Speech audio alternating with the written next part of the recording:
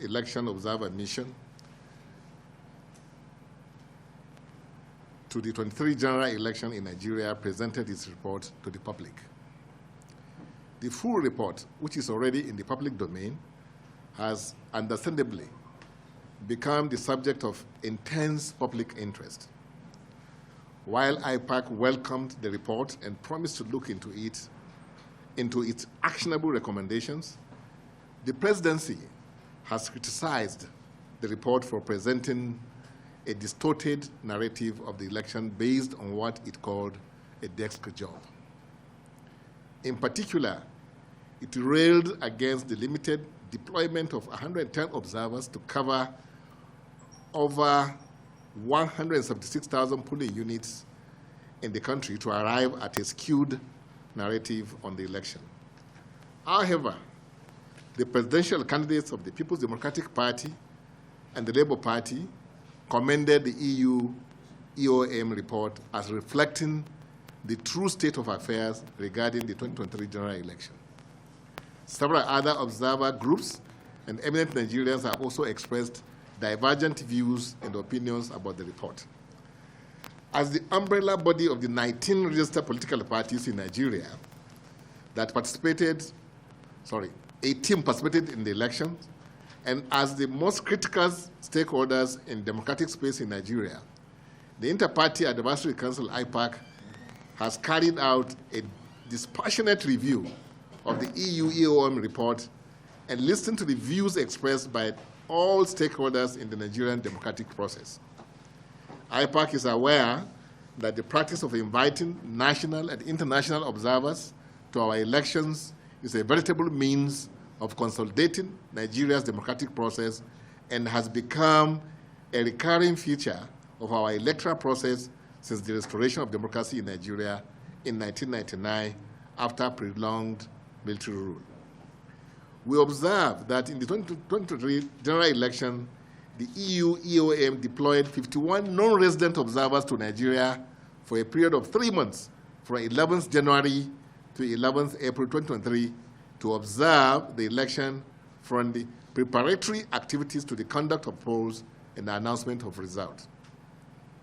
While IPAC does not interrogate the credibility of elections in any of the EU member states, nor question their electoral outcomes, the EU EOM has over the years developed the practice of making pronouncements bordering on Nigeria's domestic affairs without due consideration of the country's independence and sovereignty.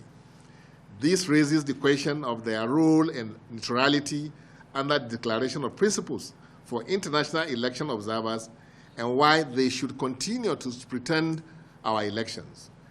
Is it that we cannot conduct a free, fair, and credible election in our country by ourselves without the presence and the validation of the European Union and its election observer mission? After all, the EU does not deploy such overtly intrusive election observation mission to observe elections in advanced or other transition democracies in East and Central Europe and Southeast Asia. Why are such inquisitive missions deployed mostly in Africa, at the end of which their report often fails to take into cognizance the sensibilities and the true realities on ground before, during, and after the elections? The report of the EU EOM to the 2023 general election in Nigeria is based on a number of assumptions derived from an insignificant coverage of 0.059%, less than 0.5%, and 0.033% of the 186,227 and 187,751 electoral locations for the national and state elections on 25th February and 18th March 2023, respectively. In their report, the EU EOM made 23 recommendations with emphasis on 6 priority areas as follows. Remove ambiguities in the law. That's number 1. Number 2, establish a publicly accountable selection process for INEC commissioners. Number 3, ensure real-time publication of and access to election results. Number 4, provide greater protection for media practitioners. Number 5, address discrimination against women in political life. And number 6, address impunity, regarding electoral offenses. The Interparty Advisory Council, which is not an opposition party or a mouthpiece of the ruling party, will refrain from indulging in the passion, sentiments, and bias that have characterized most of the comments and observations on the EU EOM report. Rather, the IPAC will give the mission and its report the benefit of doubt and take the position that some of the recommendations are useful and should be considered in the preparation and conduct of future elections in Nigeria. However, it is our position that the Independent Electoral Commission has performed well within the limit of its human resources and infrastructure constraints by introducing technology in its operations. Undoubtedly, some of the outcomes in the election attest to the results of increased usage and efficient deployment of technology in the conduct of our elections. The outcomes of the election produced the most diverse legislature since 1999, with 9 out of the 18 political parties winning legislative seats, 7 in the Senate, 8 in the House of Representatives, and 9 in the State House of Assembly. The credibility of the election is underscored by the fact that in some of the states of the Federation, the House of Assembly is dominated by members from different political parties from the executive, and in the unpredictable outcome wherein many candidates, including incumbent state governors, lost in their constituencies. Furthermore, the election witnessed an uptick in the participation of youth, persons with disability, and internally displaced persons, which can be attributed to the deliberate policy of INEC to mobilize them and facilitate their participation in the election. INEC should be commended for these accomplishments. We do acknowledge that there were challenges during and after the elections. As in other elections, it is the position of IPAC that lessons have been learned and matters regarding the elections are before the various election petition tribunals across the country.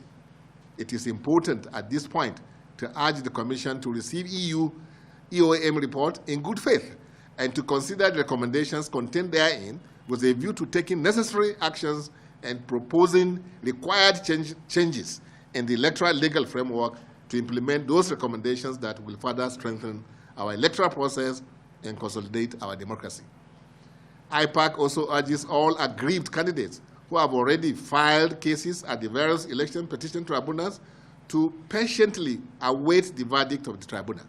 IPAC also urges the President and the National Assembly to take necessary steps to support INEC in the efficient deployment of technology in future elections to reduce post-election disagreements and litigations. It is only in this way that the Nigerian people, who are the true sovereign, will have enhanced confidence in the democratic process. In conclusion, IPAC observation of 2023 general election are as follows. 1, in terms of constitutional reform, we have improved tremendously as Section 65 of the Electoral Act 2022, which gave the Commission the powers to review any declaration or return made by a returning officer where such a return was not made voluntarily or made contrary to the provisions of the law was effectively exercised in Adamawa, Abia, Kano, and Enugu states. This is a major leap from the past, where a declaration by a returning officer is final and can only be challenged in the tribunal. On the appointment of INEC commissioners, it is a constitutional issue exercised by the executive. IPAC is of the view that any candidate nominated for these positions must be thoroughly screened by the security agencies and the Senate to prevent persons of unworthy character from becoming a commission member or resident electoral commissioner. Number 3, on access to election results in real time, it seems to us that EU EOM either did not understand the process or got the procedure wrong. After voting and counting of votes, the result is recorded on Form EC8A and handed over to party agents right there at the polling unit. This is real-time access to election results for political parties through their agents. Similarly, the same results recorded on Form E60 and mandatorily pasted at each polling unit. This is a real-time access to the results and other interested observers. The same result is also handed over to the security agencies. Number 4, the introduction of the IRF portal by the Commission is an added value and an improvement in INEC's effort to promote credibility and transparency by making election results at the polling units available to citizens in real time to interrogate, confirm, and validate election outcomes. Elections are won and lost at the polling unit, and uploading results on the RF or any other INEC portal cannot replace the manual collation of election results as prescribed by the current law. Most of the issues raised by the EU EOM in their report are centered on constitutional amendments, which IPAC had earlier taken note of and called the attention of the National Assembly to it. It is expected that the current National Assembly will review and make necessary amendments before the next elections. We thank the EU EOM for their partnership and assure them of cooperation going forward. Thank you for listening to me.